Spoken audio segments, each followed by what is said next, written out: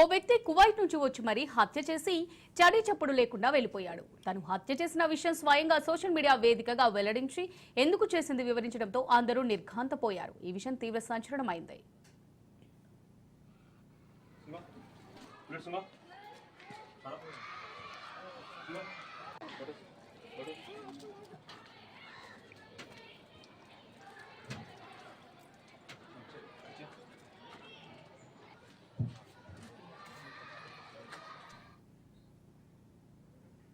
ఓ వ్యక్తి కువైట్ నుంచి వచ్చి మరీ హత్య చేసి చడీ చప్పుడు కాకుండా వెళ్లిపోయాడు. తాను హత్య చేసిన విషయం స్వయంగా సోషల్ మీడియా వేదికగా వెల్లడించి ఎందుకు చేసింది వివరించడంతో అందరూ నిర్ఘాంతపోయారు. ఈ విషయం తీవ్ర సంచలనమైంది.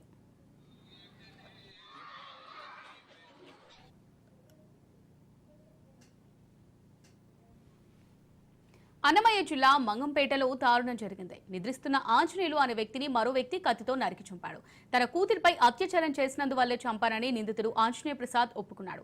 ఆడబిడ్డ తండ్రిగా తాను చేసింది న్యాయమేనని, చట్ట ప్రకారం న్యాయం జరగకే హత్య చేశానని చెప్పుకొచ్చారు.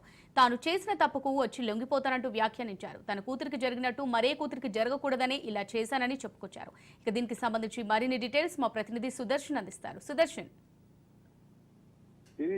చాలా దారుణమైన సంఘటన అయినప్పటికీ ఇది రెండు వైపులా చూడాల్సి ఉంది. తన 12 ఏళ్ల కూతురిని అత్యాచారం చేసిన వ్యక్తిని దేశాలు దాటుకొని, ఖండాలు దాటుకొని వచ్చి మరి హతమార్చి వెళ్ళినటువంటి ఒక తండ్రి కథ ఇది. జడ్డా ప్రసాద్ అనే వ్యక్తి తన భార్యతో పాటు కువైట్ కు వెళ్ళాడు బతుకుదెరువు కోసం. అయితే తన కూతురిని ఇక్కడే తన భార్య చెల్లెలు ఇంట్లో వదిలేసి వెళ్ళాడు. వాళ్ళే ఆ అమ్మాయి బాగోగులు చూసుకుంటూ ఉండేవాళ్ళు. అయితే ఆ భార్య చెల్లెలి మామ అంటే ఆ పాపకు తాత వరుస అవుతాడు. అతను ఆ పాప పైన అత్యాచారం చేసే ప్రయత్నం చేశాడు. దాంతో ఆ అమ్మాయి గట్టిగా అరవడంతో తెలుసుకున్నారు. అయితే దానిని బయటికి రానికుండా ఆ పాప పిన్ని బాబాయ్ ఇద్దరు కూడా తొక్కిపెట్టే ప్రయత్నం చేశారు. చివరికి వాళ్ళ తల్లితో ఆ విషయం ఆ పాప చెప్పడంతో వాళ్ళ తల్లి కువైట్ నుంచి వచ్చి పోలీసులకు ఫిర్యాదు చేసినప్పటికీ పోలీసులు న్యాయం చేయలేదు, సరిగ్గా స్పందించకపోవడంతో తిరిగి ఆమె వాళ్ళ పాపను మరో బంధువుల ఇంటి దగ్గర వెళ్ళి కువైట్కి వెళ్ళింది. ఈ సంఘటన అంతా కూడా కువైట్ లో తన భర్తకు వివరించింది. అయితే తన కూతురికి జరిగినటువంటి అన్యాయం మరి ఏ ఆడబిడ్డకు జరగకూడదన్నాక ఉద్దేశంతో తను ఇండియాకు వచ్చాడు. తన భార్య కూడా చెప్పకుండా ఇండియాకు వచ్చి పోయిన శుక్రవారము రాత్రి ఆరు బయట నిద్రిస్తున్నటువంటి ఆంజనేయులు అనే వ్యక్తి పైన రాడ్డుతో బాది అతన్ని హత్య చేసి తిరిగి శనివారం మళ్ళీ కువైట్ కి వెళ్ళిపోయాడు. నిన్న బుధవారం ఈ జరిగిన సంఘటన అంతా కూడా ఒక వీడియో రూపంలో తీసి అతను యూట్యూబ్ లో అప్లోడ్ చేశాడు. ఇప్పుడు అది వైరల్ గా మారింది. అక్కడ ఓబులవారిపల్లి పోలీసులు చేసినటువంటి వ్యవహారం నిర్లక్ష్యంగా వ్యవహరించడము, తన కూతురి కేసు విషయంలో న్యాయం చేయకపోవడం వల్లే తాను ఈ విధంగా చేయాల్సి వచ్చింది.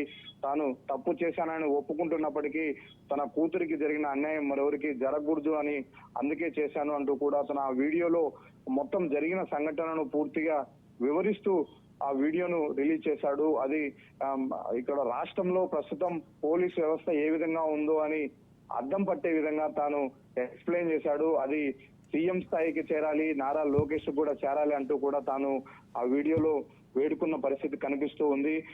ఇప్పుడు పోలీసులు ఈ హత్య జరిగి 4 రోజులు అవుతున్నప్పటికీ అతను ఎవరు అనే విషయాన్ని కనిపెట్టలేకపోయారు. ఎందుకంటే హత్య చేసిన వ్యక్తి కువైట్ కి వెళ్లారు. ఇప్పుడు చేసిన వ్యక్తి తనకు తానుగా ఒప్పుకున్నంత వరకు కూడా పోలీసులు స్పందించలేకపోయారు. మరోవైపు ఆ అమ్మాయికి ఇట్లా అత్యాచారం చేశారు అని చెప్పి తల్లితో కలిసి పోలీస్ స్టేషన్ కి వెళ్లి ఫిర్యాదు చేస్తే, ఫిర్యాదు చేసిన వెంటనే అతని పైన చర్యలు తీసుకుని ఉంటే ఇంతటి అనర్థాలు జరిగేవి కావు అన్నది ఇప్పుడు సర్వత్రా వినిపిస్తున్నటువంటి మాట. ఓబులవారిపల్లి పోలీసుల వ్యవహార తీరు పట్ల ఇప్పుడు విమర్శలు వెల్లువెత్తు ఉన్నాయి. ఒక కూతురికి జరిగిన అన్యాయాన్ని ఖండాంతరాలు దాటుకొని వచ్చి తను ఏ విధంగా ఇక్కడ అతన్ని హత్య చేసి వెళ్ళాడు అన్నది ఇప్పుడు ఒక సంచలనంగా మారిన పరిస్థితి కనిపిస్తుంది. ఇప్పుడు తానైతే వస్తాను, కానీ ఎప్పుడు వస్తానో తెలీదు, ఏదో ఒక రోజు వచ్చి పోలీసులకు లొంగిపోతాను, తన తప్పుకు శిక్ష అనుభవించడానికి సిద్ధంగా ఉన్నాను, కాకపోతే ఇది ఒక కనువింపు కలగాలన్న ఉద్దేశంతోనే ఈ విధంగా హత్య చేశానని తనకు తానుగా ఒప్పుకుంటున్న పరిస్థితి కనిపిస్తోంది. Right, thanks for the update Sudarshan Reddy.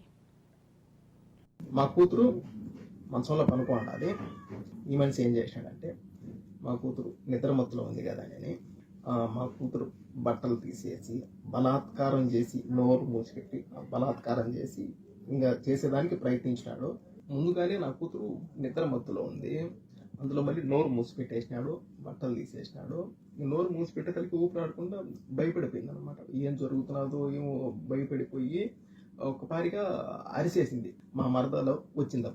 మా మరదలు వచ్చి ఇప్పుడు బిడ్డనైతే దగ్గరికి తీసుకొని ఏం జరిగిందంటే అప్పుడు బుజ్జమ్మ తాత అయితే ఈ మాదిరి చేసినాడు, బట్టలన్నీ తీసేసినాడు, పట్టుకోరాని చోట పట్టుకొని ఒత్తుతా ఉన్నాడు. నాకైతే నొప్పి వచ్చినది, భయం వేసింది. బుజ్జమ్మ నోరు మూసిపెట్టేసినాడు. నేను భయపడిపోయి గట్టిగా అరిచినాను.